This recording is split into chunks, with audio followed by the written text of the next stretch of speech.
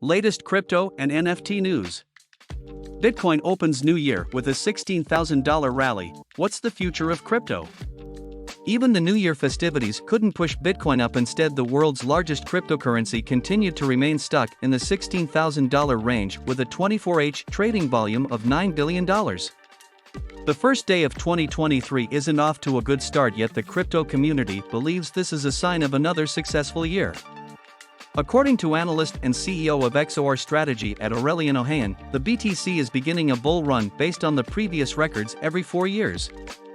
Based on CoinMarketCap, Bitcoin is trading at the price of $16,644 with a market cap of $320 billion.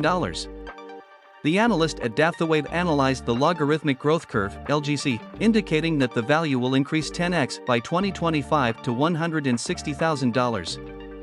We don't know what 2023 has in store for us in terms of crypto prices due to various micro concerns such as US Fed policies, but seeing the growing adoption and developments in Web3 and metaverse, the market will most likely show good signs. Visit our website for more news.